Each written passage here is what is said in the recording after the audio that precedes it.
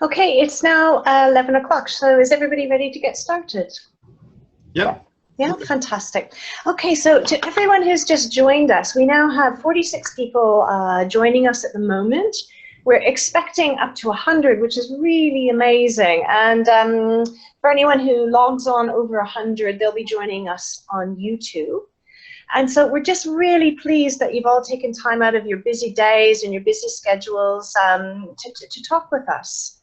And so the topic that we're going to be focusing on today is depression, and it's a hidden burden in humanitarian and mission work. And so I'm just going to take you just through a bit of housekeeping for those of you who've joined us. If you're on Zoom, you'll find at the bottom of your screen you have a Q&A box and a chat box. If you would like to ask a question, if you want it to be a private question, just use the Q&A box. You can type a question there. If you want to ask a public question, type it into the chat box and we'll be responding. If you're on YouTube, please email training@interhealth.org.uk to ask any questions. We have somebody monitoring that inbox, and we'll hopefully be answering as many questions as we can during the webinar. And we're also live right now on social media. And so if we discuss anything that you find really interesting, you would like to communicate it, please, we encourage you to tweet about it using hashtag IHD webinar. And throughout the webinar, we're going to be doing polls, which are questions, and we really appreciate you answering some questions for us. They're to keep you thinking and really engaged, and we really want you to be interactive as much as possible in this webinar. So please send questions, please answer the polls, and we'll share information from the polls as those come up. Okay, and I'm going to launch one poll right now. And it's asking you why you're interested in this topic. So I'm launching that now, and that should be coming to your computer. Okay. So why are we talking about this topic today? Today is World Health Day. The WHO each year has a health day, and this year it's a focus on depression. Depression's an incredibly, it's a really important topic at this time. It's one of the top causes of ill health globally at the moment. And it's especially important for humanitarian and mission workers. And this is one of InterHealth's expertise. For those of you who don't know very much about InterHealth, we're an international health charity. We offer a holistic focus around preparing, sustaining, and supporting people who are going abroad to do very important work. We offer medical support, travel health, psychological support, workplace health, mostly to humanitarian development and mission organizations. And we're really, really fortunate to work with large numbers of people. In the last year, we've served over 500 organizations and 20,000 staff around the world. So it's really our privilege to be working so closely with this important group of people. Now, in terms of what we're going to be doing today, we have presenters and speakers who are very fortunate who have joined with us. We have Dr. Kate Thompson. She's a counseling psychologist with a focus on refugee work in the UK, and she herself has also been a humanitarian worker with MSF and ICRC. She will be looking at what is depression, giving us the grounding in the topic. The next presenter will be Mark Snelling. He's a counselor and psychotherapist with InterHealth, and he specializes in trauma and international psychosocial support. He has also worked internationally, and he will be bringing more of a personal perspective into this and looking at what does depression look like for humanitarian and mission workers. We will then be having speakers and a panelist with Dr. Ted Lankester, who is the founder of InterHealth. He spent many years working abroad remotely in the Himalayan mountains. And he is a writer and a lecturer and just very, very passionate about mental health in the humanitarian and mission fields. And we also have Christine Williamson with us today. She's a senior human resources professional and also a duty of care specialist. And she will be talking with us about the organizational perspective and the duty of care perspective on the topic of depression and how we can best look after our staff. So we're going to get started now, and Kate will be presenting first. And Kate, I'm going to stop sharing my screen so that you can share your screen, and welcome, Kate. Sorry, Kate, I'm just unmuting you. You're unmuted. Lovely. Hi there. Sorry, I'm just going to say that I can see on my screen that I'm called Mark Snelling. It's partly because I'm using Mark's computer. So I am actually Kate Thompson. We look very alike. But, right, lovely. I'm just going to get my presentation up. So.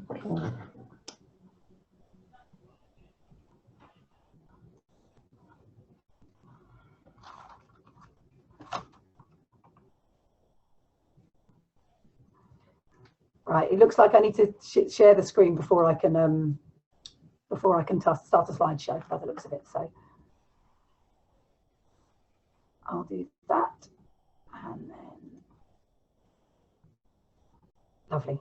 Hi there. So I'm hoping that everybody can see the first slide of my slides. Is that possible? Yep. Yeah, fantastic. Okay, so we're talking today about depression in humanitarian and mission work, and it's a really key topic, and I hope you won't mind me starting with a quote. This is a quote from Williamson, who's a famous American author who struggled with depression himself and wrote a really amazing book, Darkness Visible, which I'd recommend. And I think this gives us some of the flavour of the difficulty for people who have depression, especially if they face people telling them to cheer up or to get a grip. So Williamson writes, in depression, faith in deliverance, in ultimate restoration is absent. It's hopelessness even more than pain that crushes the soul. One of the key questions is always, what is depression? And I think there are a variety of different ways of defining it. Some of them are very clinical. I didn't want to use one of those today. I wanted to use the one from the WHO in keeping with the spirit of the day, which is a celebration of World Health Day. And so this is the one that's given as part of their campaign. Depression is a common mental disorder characterised by sadness, loss of interest or pleasure, feelings of guilt or low self-worth, disturbed sleep or appetite, feelings of tiredness and poor concentration. And I think these are such common reactions to work in the field that sometimes it can be difficult to see that actually one's becoming depressed. According to the WHO, more than 300 million people are now living with depression around the world, which is an increase of 18% between 2005 and 2015. So these are really sort of remarkable prevalence figures. That said, in order to accept those figures, you've got to decide that what people are experiencing in different parts of the world is the same thing. And I do hope we'll be able to talk a bit about that, because once we define something as a disorder and say this many people have it, we're almost assuming that it's the same thing that they're experiencing. What are the figures? Well, depression in humanitarian workers, and I've drawn from some research by Antares and the Centres for Disease Control. They've done a series of studies with both expatriate and national staff. And what they found that was prior to deployment, people had ordinary levels, sort of ordinary population levels of anxiety and depression. So that 10.4% would be the depression rate in general society. But that after deployment, this almost doubled to 19.5%. And it endured. 3 to 6 months later, people still had around 20% of depression symptoms. And this is a study done on something like 212 international workers from 19 NGOs. So it's quite a broad-based study. They've also done work in Uganda, Sri Lanka, Kosovo and Jordan, looking at rates of psychological symptoms in populations of national staff. And again, the figures are quite striking. 68% of national staff in the Uganda study talked about experiencing symptoms consistent with depression. 58% of national staff in Sri Lanka, and the Sri Lankan staff were working in the Vani part of Sri Lanka, which is an area that's known a lot of conflict and displacement through the difficulties there. And that was a survey of 376 staff in Uganda and 398 in Sri Lanka. So really quite a significant number of staff. Turning to mission staff, I mean, one of the things that's striking here is that there isn't an enormous amount of research work that's been done. And this piece of research was done by our very own Debbie Hawker, who works with us here at InterHealth, but in 1997, so it's quite dated. I think we really need people to take up the mantle and do some more research. But in her study of people who've been away with aid organisations and mission organisations, about 46% of the respondents who reported having a clinically diagnosed psychological disorder, and of those, 87% were reporting depression. And these are people who've been away for 3 or more years, so they've been quite a long period away. What was really striking in this research was that a lot of them said, I didn't have difficulties when I was away. It was when I returned. I had significant problems with depression symptoms on my return from mission. So I think that's really important to keep in mind. Why might our staff, our colleagues, ourselves, why might we be getting depressed? Well, I think it's really important to sort of look at how things have changed really for the sector and for the workers in that sector. There are more and more security incidents, and I was just looking at the figures for last night for the last year. 287 aid workers were involved in major incidents. 109 were killed, 110 wounded, and 68 kidnapped in 2016. That's actually a reduction, because some of the earlier years, about 2 years ago, the figures were much higher. But that's a lot of extra danger that's entering into the profession. And I was thinking about when I was working away with the Red Cross, I think we would have been horrified to think that hospitals were particularly targeted because they could see by the symbol on the roof that they were a hospital rather than being protected. And that's something we've seen a real increase in the last year. There's increasing complexity in the situations in which we're working. I think they've always been complex, but they're getting more complex all the time, and the threats are more varied. And I think that again puts additional pressure on staff. I think we can also become addicted to the urgency of the work. Something about it stimulates us and keeps us engaged, but that's also quite dangerous. And our sector in general suffers from a culture of overwork. I've been thinking also about the impact of changes to do with finances and the age of austerity, and I can talk a lot about NGOs that have funding from the UK and how difficult impacts have been from that. The changes in the way that projects are funded have put enormous pressure on staff in the field. And I think teams are really struggling to cope with all these various different challenges. It's also important to recognise, and of course as a psychologist I'd be very focused on this, the impact of working in highly emotional settings. And I think what happens is that we really are in very difficult situations where we see a lot of suffering and sometimes a lot of death. And there's a real pressing sense of urgency, I think, for workers here. They really are in life and death situations. Their actions can really make a difference to people's survival. And that's something that you carry with you. It's hard to switch off at the end of the day and put your feet up when you're carrying that with you all the time. I think there are real difficulties when working in those highly anxious and highly distressing situations, when managers themselves become exhausted, depressed, find it difficult to contain the anxiety of their teams and are not able to manage in a forceful way. Teams themselves can become less cohesive and there can be a lot of difficulties. And we hear a lot from aid workers and missionaries that the real difficulties for them weren't the work itself or even the problems that communities were facing. They were the difficulties within teams and difficulties with their managers. I think we often go off to work with a strong investment in making a difference, and that can make us quite vulnerable. It's both a strength and a risk factor. So we go off protected by our desire to make a difference and to do work and be engaged, but that can come under a lot of pressure.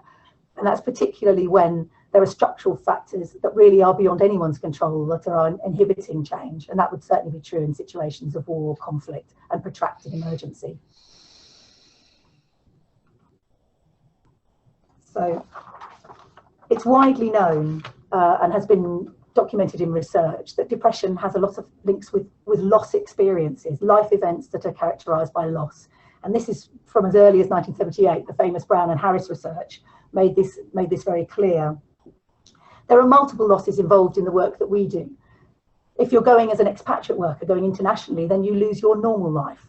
The ordinary things that used to keep you going and define you at home are no longer available. If you're working in very high pressured environments with heavy workloads, you might lose your life outside work. You no longer have access to time and energy to the things that help you relax you and make you feel better. Often the workplace means that you're observing lots and lots of loss. That might be loss of life, that might be people losing their homes. This photo is actually of Hurricane Katrina in New Orleans, which is a setting in which people experienced enormous loss. So you may be observing a great deal of loss, and I think that has an impact also, particularly for people who are empathic. And then I've highlighted this idea of the loss of a cherished idea, because I think that's a very important loss as well. We often have core ideas and concepts which define us, and they're part of who we are, and they can come under a lot of pressure when we're working in the areas that we work. Ideas like, I can make a difference, Sorry, I'll just go back. I can make a difference. The world is a safe place, or people are basically kind, or things are getting better overall. And I think those things can be really problematic if they get under pressure and you lose the very ideas that define you. I'd make the link here between some of the ideas of authors like Alessandra Pigni, who talked a lot about how burnout is linked to a loss of meaning. And I think that's when your core ideas of who you are come under pressure. The other key link that's in all the research is the link between depression and relationships. And again, starting with very early research, the Brown and Harris early stuff in the 1970s showed that women with confiding relationships, a close other that they could talk to, were much more likely to avoid depression after a major life event than women who didn't have this facility.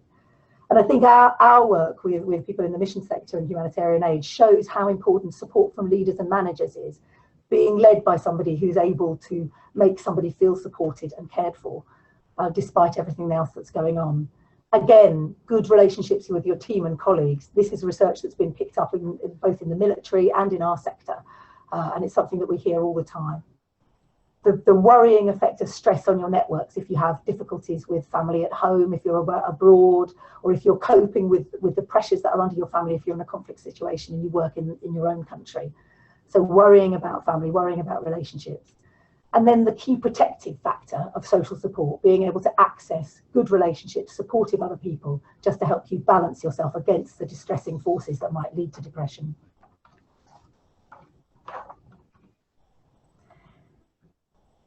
Okay.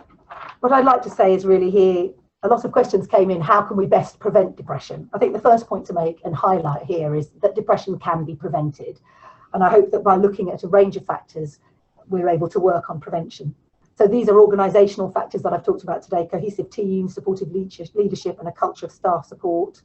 And that might be as important as saying you must take your holidays, don't go home so late, you know, all those sorts of fairly sort of basic things to make sure that staff feel that their well-being is important to their managers and to their teammates.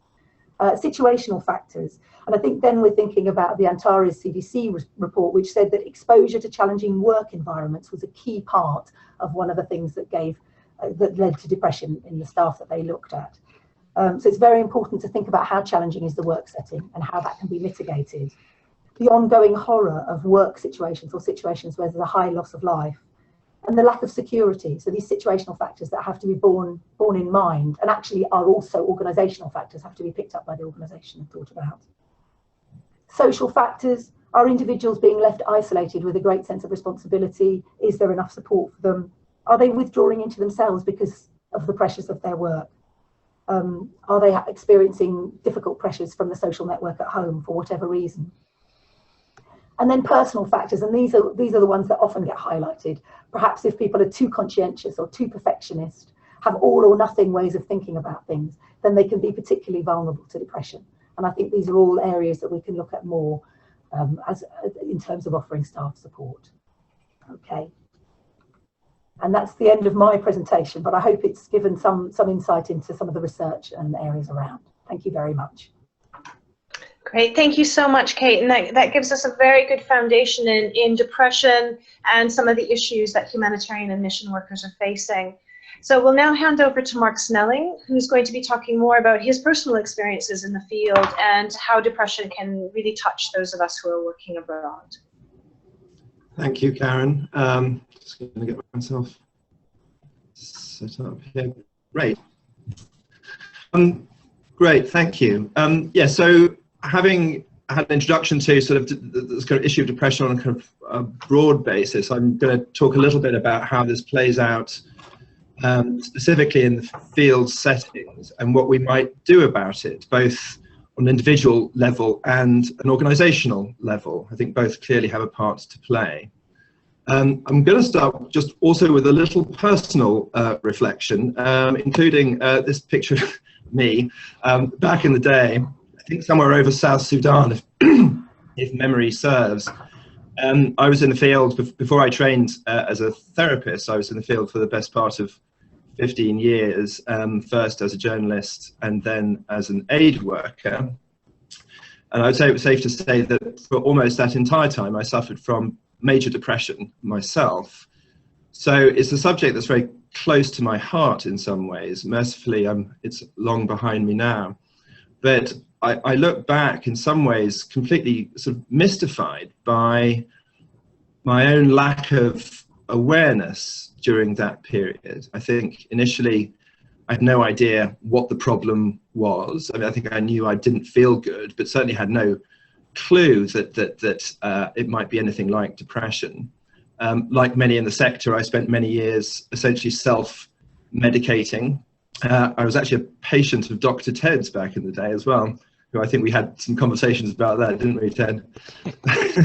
But I think I sort of did the best that I could, managed to sort of get past that particular phase. But then I think I then fell into yet another sort of rather compulsive pattern, really, of just constant travel. I think that kind of held me together for a while, by just going sort of from place to place to place and never stopping to really reflect on exactly what the problem was.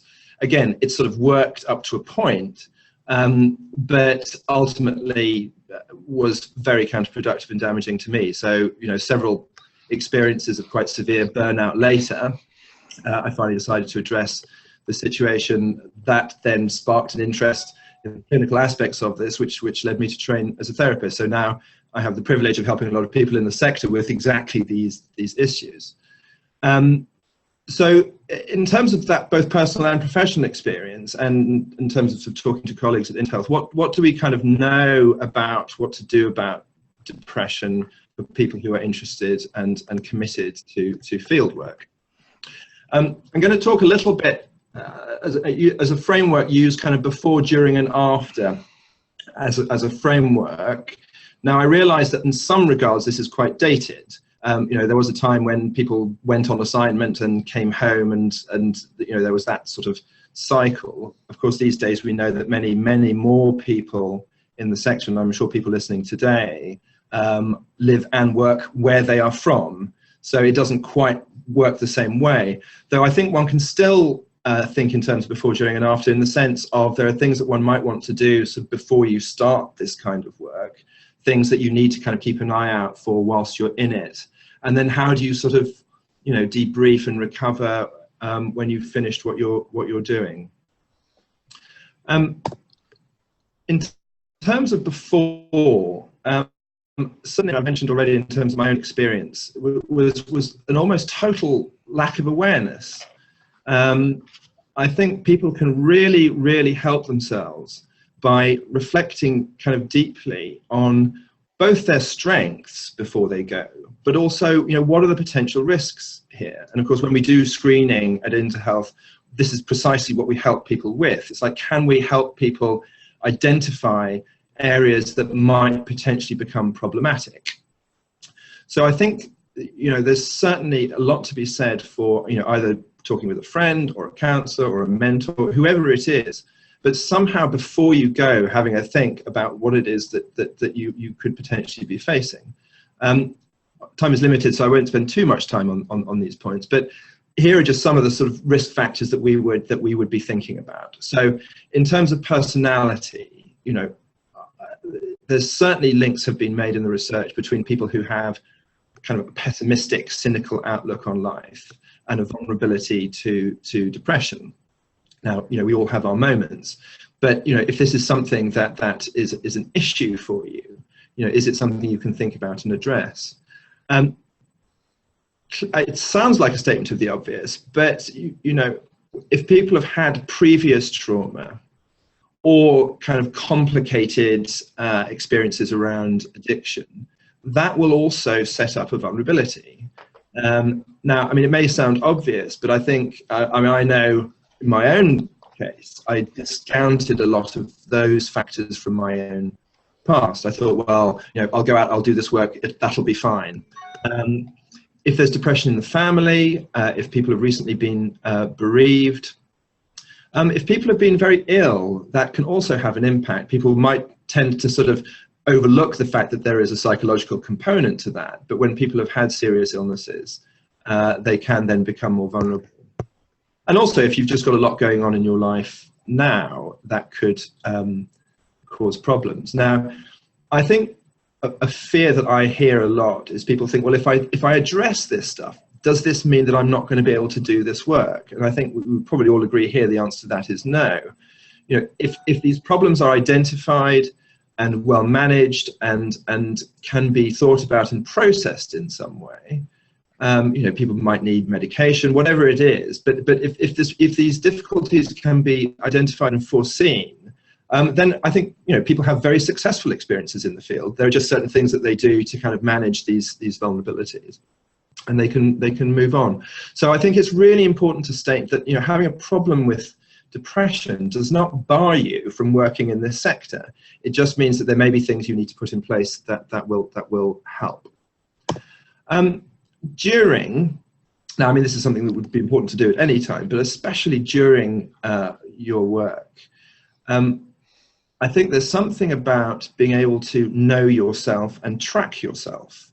So do you have a sense of, you know, what your best self looks like? Do you know what you're like when you're doing well?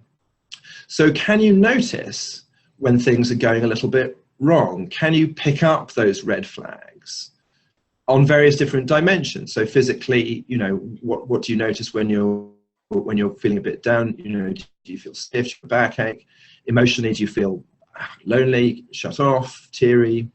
Mentally, you know, I mean, often I'll hear people talk about finding it hard to think, becoming a bit forgetful, struggling to concentrate.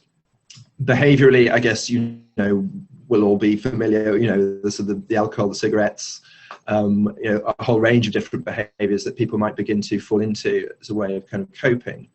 And then spiritually, Kate mentioned earlier on, you know, I think a very well-established link between, you know, stress, trauma, depression, and meaning. So, you know, are you beginning to find that you don't quite hold to the same beliefs anymore? Now, there can be a kind of creative, you know, development of your beliefs and motives. But certainly when people become depressed, they begin to sort of lose their sense of, you know, why am I doing this? What's this all for? In terms of responding to this, I mean, definitely self-care. I mean, and the people who do well seem to really have a kind of daily practice of looking after themselves. And I think we're going to talk more about that later. Afterwards, you know, giving yourself time to recover. I'm not going to go through this whole list because we're short of time, but, you know, really taking care to make time to reflect on what's gone on, you know, what you've learned, what's worked, what's not worked. And that can be done with counsellors, it can be done with friends, but making that space to reflect, I think, is essential. From an organisational perspective, we obviously get lots and lots of feedback from people about what they get from their organisations and what they don't get.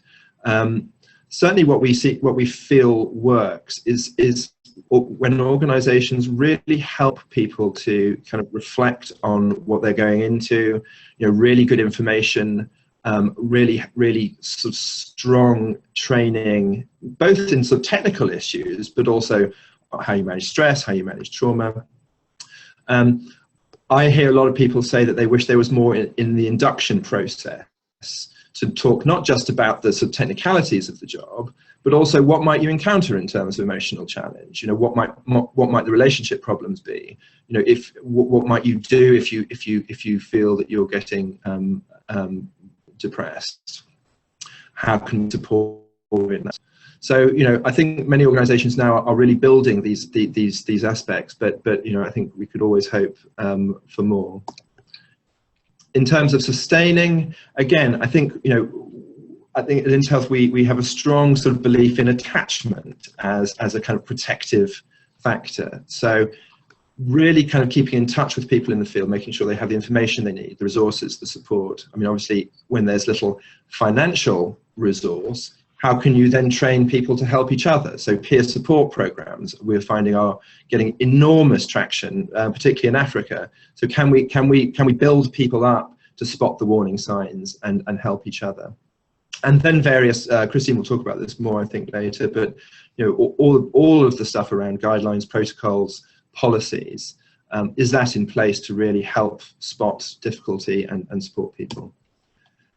And then in the aftermath, the people I come across who really do well are the ones who are really committed to regularly reviewing what's going on for them, you know, whether it's depression or any other kind of mental health difficulty. So, you know, is there a place where they regularly can sort of check in and reflect on what's going on? Referrals to high quality care where needed. I mean, I guess we offer that as InterHealth, and we stand by the quality of what we do. Increasingly, I'm hearing people talk about career planning. So the real, how helpful it can be when organisations take a much more kind of nuanced view of what's required. So if someone's been on a very high impact assignment, could they then go on a slightly lower impact assignment, so people aren't being constantly asked to absorb these levels of stress? And also, can there be a balance not just between high and low risk, but also a greater balance between going to the field and working back at the UK or wherever people are from? So, you know, can they build those home networks, and can they have the time to do that? And for the people who are living and working where they live, you know, do they have the time to really kind of be able to focus on their home life, and is there that flexibility available? So I'm going to stop there, and I hope that's given us something to think about. I would really echo what Kate said, that there are so many issues here that can be addressed beforehand, but I think, you know, there are also very recognizable things that can be put in place both by ourselves individually and organizations to help, you know, when we're actually already up and running. So Karen, I'll pass back to you. Wonderful. Thank you so much, Mark, and I appreciate you sharing a bit of your own story as well. And so as we turn over to Christine Williamson around duty of care, just something for those of you online to think about. Who would you turn to support for depression or mental health issues in your organization? Would it be HR? Who do you think could be helpful for you? And Christine is going to talk to us now about duty of care. And Christine, I will be sharing your slides for you, so I'm just going to bring those up now. Okay. Thank you. You're welcome. Okay, and just let me know when you want to go on to slide 2, Christine. No worries. Thank you so much. Right, so thank you very, very much. It's nice to meet everyone virtually. I'm Christine Williamson. So as Karen mentioned, I'm an HR and duty of care specialist. I have been in the humanitarian sector for nearly 20 years now, working in HQ and as an emergency responder in crisis in Africa, Asia and Central America, for several NGOs actually, World Vision, Tear Fund, Save the Children, and so on. So I set up Duty of Care International last April to focus on bringing knowledge and support on this topic to our sector. And my passion for this came from a statistic that shocked me, which started me writing about this subject about 10 years ago. And it was aid workers are more likely to lose their life in their first 3 months of assignment than any other time. So I started looking into preparation. I started looking into what makes people make poor decisions. And I think today, and what we've heard already, we know that the mental health of someone has an impact on the decisions they take, particularly in high stress environments. So on my first slide, I just want to outline a very simple definition of duty of care. So employees have a duty not to cause or fail to prevent physical or psychological injury to their employees. And we say employees, but we also mean those that they have care for. So it could be volunteers, it could be consultants, and dare I say, it could even be partners.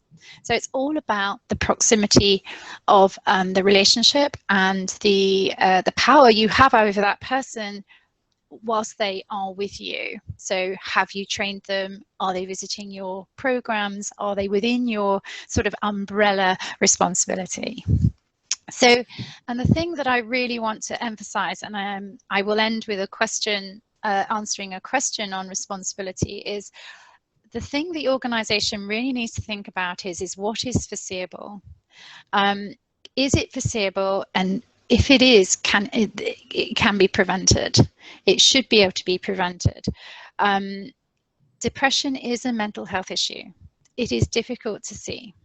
In most jurisdictions, it is a disability. So it is something that organisations need to take very seriously. With disability comes the whole area of reasonable adjustments. And as HR professionals, as people managers, as CEOs, as staff care specialists, as people that work in the field, we need to not only behave in a way in our organisations that provide mechanisms to support people that are in different stages of their mental health, and we also need to take responsibility for that as well. I'm a big believer prevention is better than cure, and it certainly costs less.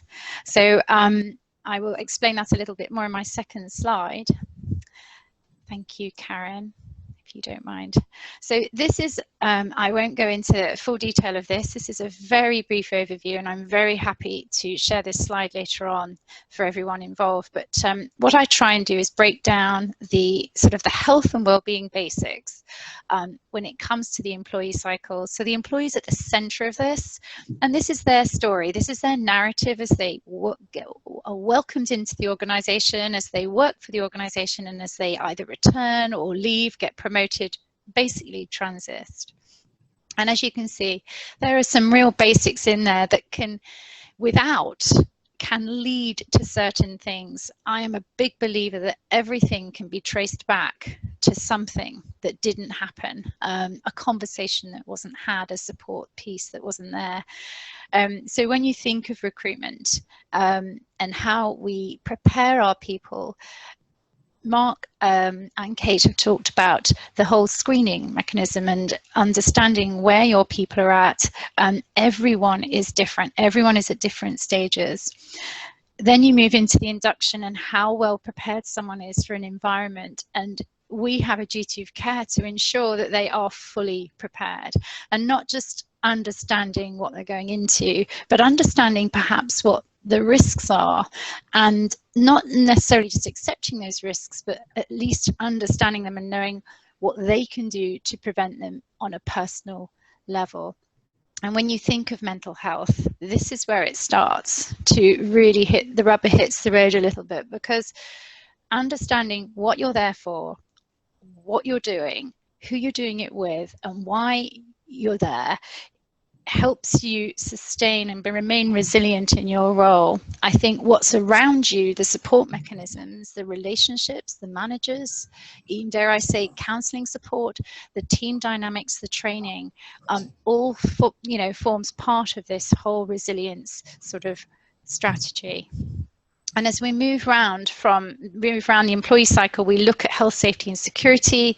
There are some real basics there. There are minimum standards that we must be following as organisations and managers. And, you know, we are lawfully meant to ensure people are not bullied or discriminated against in our organisations. We need to make sure there are trusted communication channels for people to raise concerns. You know, you may have an open door policy, but is it being used?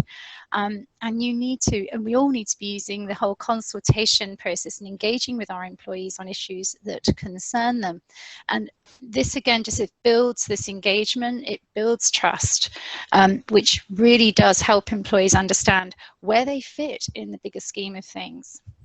Then, of course, we move to management development and we look at how we look after our staff. And it is a minimum requirement to lead, direct and support people in their roles. So I truly believe you cannot separate what the person does and the environment they do it in. The two are matched. You have to look at it as a risk assessment and understand what it is they're trying to do, where they're doing it, and who is doing it.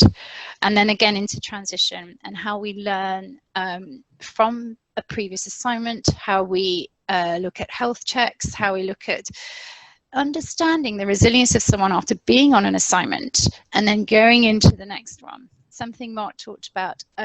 I don't know any great experienced aid workers that have not experienced stress, burnout or something.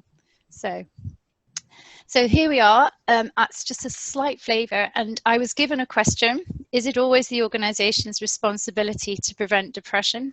I hope I've sort of touched on that a little, but I think the organization has a reasonable responsibility not to cause or fail, you know, or fail to prevent psychological injury, which is what I described earlier. It is a disability, therefore organizations should be making reasonable adjustments. The only way they can make reasonable adjustments, though, is if there is a conversation going on with the individual. So again, this comes down to trust, this comes down to communication, this comes down to also personal responsibility. The best person to look after you is you. You know your boundaries, and that honest conversation can help organizations help you with your boundaries. You know your triggers, you know the support you need. Organizations need to be doing as much as they can to support you in the role. But saying that, if you are susceptible to depression, it's worth noting that jobs in high-risk environments are going to be, you're very susceptible to depression, whether you've had it or not. So it's something to think about. I'll hand back now.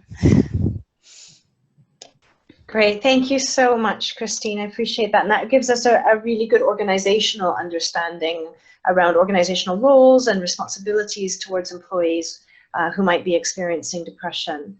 So I'm now going to pass over to Dr. Ted Lankester, who is the founder of InterHealth, and he's going to introduce himself and then speak to a bit of his knowledge. He's had a long involvement in the sector and is going to speak to, has he seen any changes in the presence and the severity of mental health issues and depression over the years that he's been working in this field. So Ted, over to you.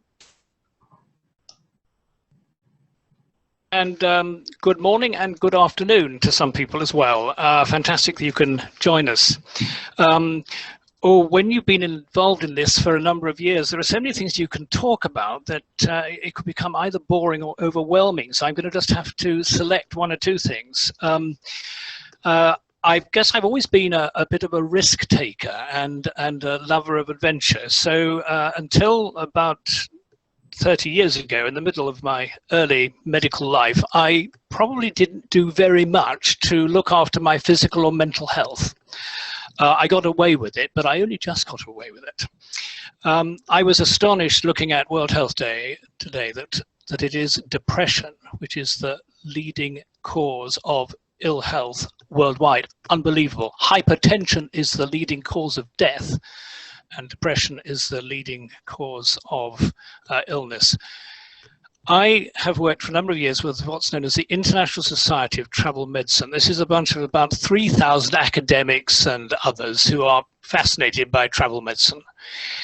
When we were about 7 years ago, I realized that there were never any talks in our 3 to 4 day conferences on depression or mental illness, because it is so understood, misunderstood, underrated, stigmatized. And I and others got together and we tried to put together at last a group that specializes in this.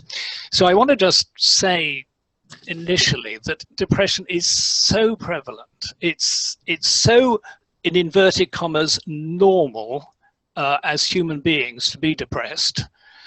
And we need to destigmatize our own thinking, the thinking of our families, our colleagues, and our managers and the organizations we work with. Because sometimes it's the people who got the disability and the depression who got the strongest voice. So we need to be advocates.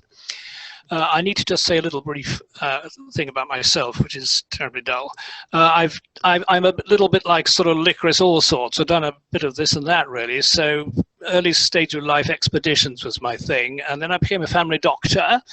You can see that my career path was slightly varied and a bit confusing. Then I decided perhaps I should go into the, become a minister in the church. So I did a year of theological training.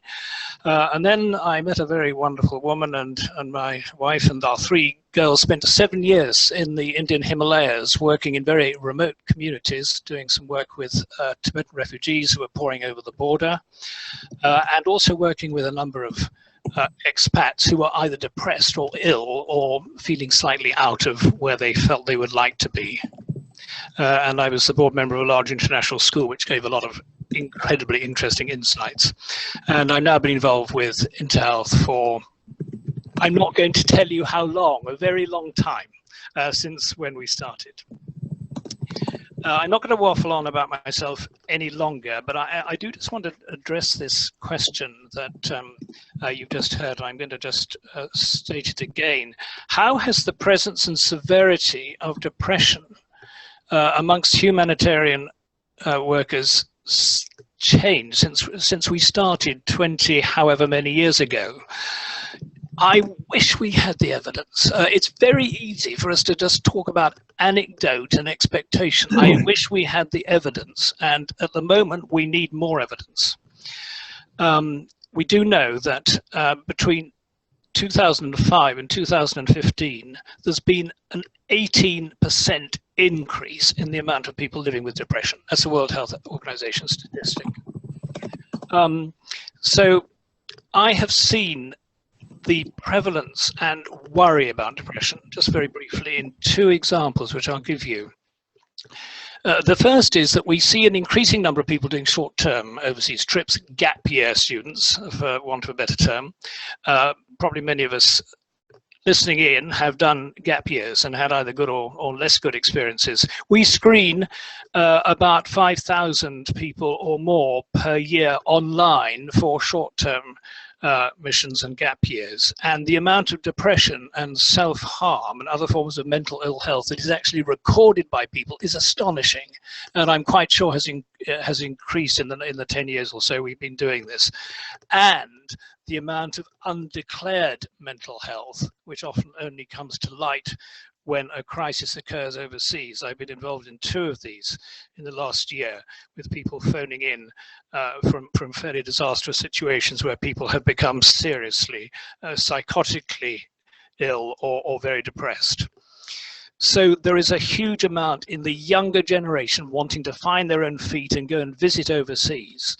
There's a huge amount of potential depression there. The second has frightened and worried me a lot. In the last 2 months, I've seen 3 people, all heroic, frontline workers doing amazing things, full of enthusiasm. You know, the sort of people in a party you go up to and say, "Oh, you know, what can we do together?" Or, you know, let's talk about our passions. Who have been passionate? They worked at the front line, and they have come back totally exhausted, utterly burnt out.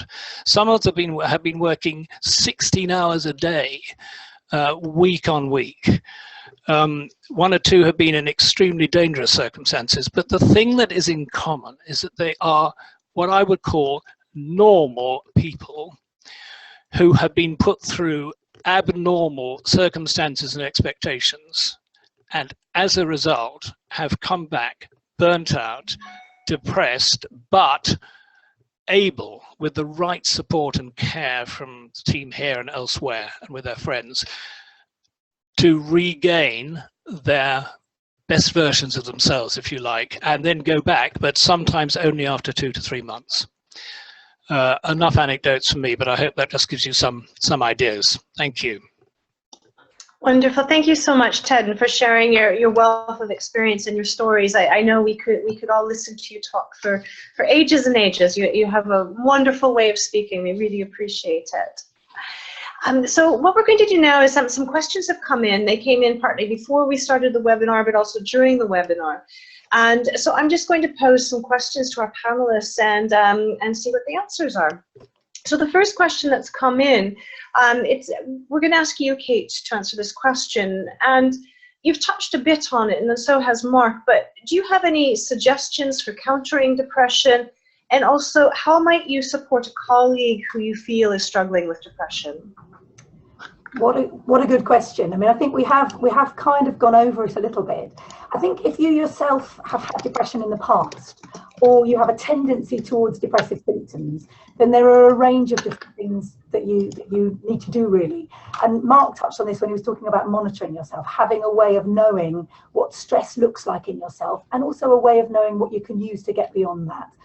So I think that's one one way. If you're able to have a frank conversation with your managers as well, this is something where you can sort of raise it and say, look, some of my symptoms are coming back, I'm concerned about them, this is what I need to do. And hopefully you'll have the kind of manager who says, hooray, I have a person with a certain amount of expertise in their own self-management. I'll work with that person to try and make sure that the adjustments are made and that person can thrive in this posting rather than becoming more depressed. I think what we need to do really is to send out perhaps some particular bullet points, and perhaps we can do that after the webinar, of different things that we know that people use in order to help them manage depression symptoms. So I hope that's a bit of a first answer, and anybody else who'd like to be more specific.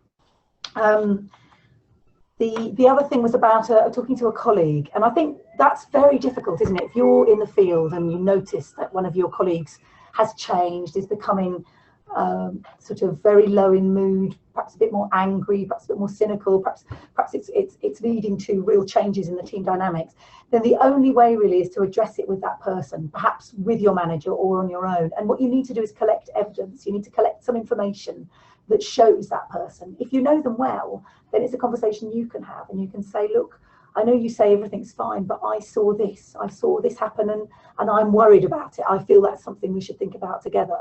So that's your first step, but it won't work with everybody. And then I think you need to sort of involve your managers in having a further conversation.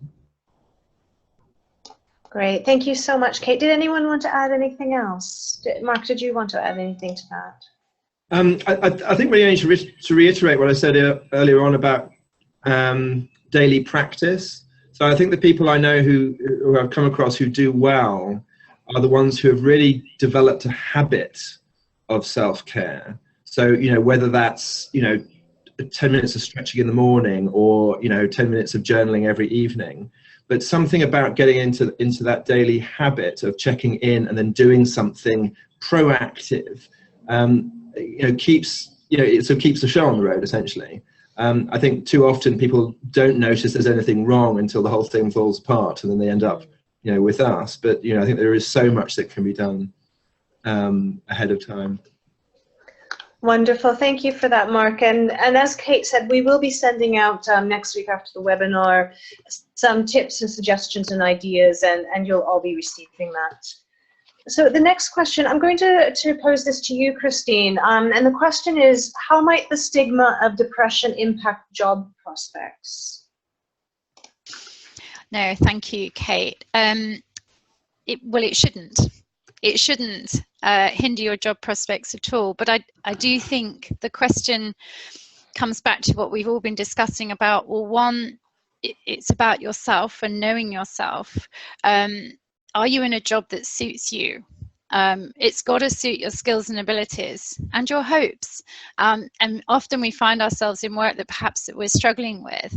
But at the same time, we want to be doing a job in a healthy way. And so it is about knowing you're in the right role, being able to flourish in that role, but in a way that's safe and healthy. And I think it's about, you know, there are certain things that can easily lead to burnout and depression, and it's you're managing your working hours, it's your relationships with your peers, and it's knowing yourself and knowing what affects you, what are your triggers.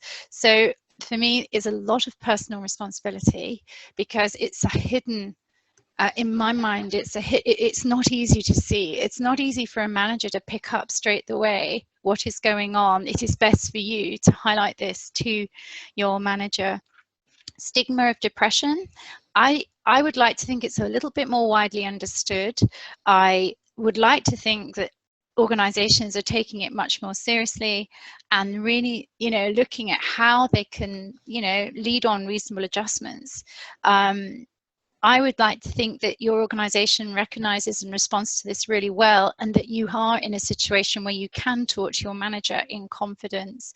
Again, the best person to look after you is you, so it is bringing it to your manager in a proactive way, because there's nothing more as a manager to hear someone say, these are my symptoms, this is how I think I can best manage it, can we work on that? So it's a partnership, really. Not one of you can do this alone. So I think job prospects, career prospects should not be hindered if that is taking place. Wonderful. Thank you so much, Christine. And if there's any follow-up questions around duty of care and stigma in the workplace, please send those through to us and we'll address it when we send out follow-up information. The next question, I'm going to pose this to you, Ted, and it looks at if you feel you were managing your depression well, you feel you had it well in hand, and then you have a relapse, what can you do about that? What supports can you look to, and how would you manage that? Thanks for that, and very obviously an extremely relevant question for many people. I feel actually we have covered quite a lot of those possibilities already, so I'll be very quick, especially as we're running out of time sadly. I think a key thing is as Mark was saying, this self-awareness, spotting when things are starting to go wrong, those early warning signs. Don't put them aside and say, I'm probably fine tomorrow. Spot them, don't get spooked by them, but at least spot them, and then start to take action. And you need to be sure what it is that is the sort of trigger or the thing that continues to cause it, and then get away from it. You need to reduce or avoid or get away from the trigger as far as you possibly can. Sometimes, of course, what you'll really need is some good sleep, a bit of time out, a really nice meal with friends, and just keeping yourself actually well hydrated. So some very basic things like that. And if you're feeling well enough and feeling like it, some exercise can do all sorts of short-term impacts to help you to cope. But I think you need to monitor it and make sure that if you feel things are really starting to slip, you start to take the actions that you know in the past have really helped. That may be restarting medication, it may be talking to somebody, it may be having some talking therapy, or it may be slightly more than that. And just one quick story on that. I saw another of these heroic aid workers working in a very difficult part of Africa about a year or so ago. Again, somebody who had had a bit of depression in the past, but was coping very well. And then over 2 to 3 weeks, she realized that she was not coping and that she would not be able to cope no matter how brave she was. So she told her manager, who was very sympathetic. She came back 2 to 3 months before the assignment had completed. She saw one of us here, and she said, do you know, I knew myself well enough to realize that that was the moment I had to call shots and come back. She came back, she got restarted on therapy, and she had some good talks and some medication, and she's back in the field. So the great thing is to realize if things start to come back, deal with them, don't ignore them, take the help you need, and then don't be too worried that this means it's the end for you. It's a blip. And it's very likely you will be fine again if you take the right action. Thank you. Great, thank you so much, Ted.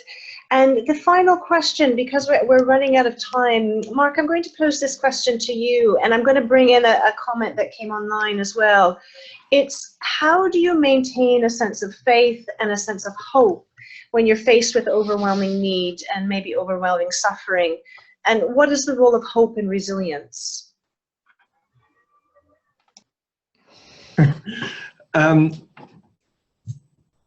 I think we can all agree that in the work that we do, we face limitless needs and almost limitless suffering. So I feel very strongly that one of the most important things that we can do is develop a realistic sense of our own limits. And that can be very, very hard to do in these environments. I mean, something I've seen in my own life and I notice over and over again in the sector is that when you're faced with overwhelming need, there's a pull towards, ironically, becoming quite omnipotent. It's like, I can do anything, I have to be everywhere, I'll do it all for everyone. And that's simply not possible. I think it's very painful for people, both people and organizations, to actually really think hard about what they can do and what they can't do. So I think when it gets into sort of burnout and depression, it's almost always because people are getting pulled into doing more than they are resourced for. And that sets up this imbalance, I think, that really kind of pulls people down. at the same time, you get this sort of discrepancy between the demands that people are facing and the resources that they have. So they're giving out and you're giving out and they're giving out. And the time to sort of be nourished and replenished gets kind of squeezed. Now, some people might then think, oh, I'm seeing all this suffering, so it's selfish of me somehow to do this. But the fact is, if you don't do it, you know, you will run out of steam. So, I mean, I think it's knowing one's limits. And I think this really applies to organizations too. I think organizations can be very guilty of trying to do too much. What are the limits? And, you know, how do I embed space within my working life to make sure that I replenish myself physically, that I connect with my sense of meaning, and that I'm allowed, that, you know, that I can sort of facilitate my own sort of continuity, if you like. I mean, as far as hope goes, I think that's a really interesting question. You know, I think one's got to make space to, you know, nourish one's own sense of motivation. So, you know, what are your personal practices? What do you do that connects you with a sense of meaning? And whatever you do, defend those. Do not let those get squeezed out, because if you don't connect with that stuff, sooner or later you're going to run out of energy. Wonderful. Thank you so much, Mark. And thank you to everyone online who spent an hour of your very valuable time to join us on this topic. And thank you to all the speakers and presenters for your insights and your knowledge. And this is a first step in the conversation. And this is how we destigmatize mental health. This is how we open the dialogue, is by having these very important conversations. And what will be happening next is, next week we will be sending out an email, a newsletter to all of you who participated. It will have information on how to access the recording if you'd like to send that on to anyone else or watch it again. We will be sending you out further information, so some fact sheets, some deeper information on how you might want to look after yourself, some tips and ideas.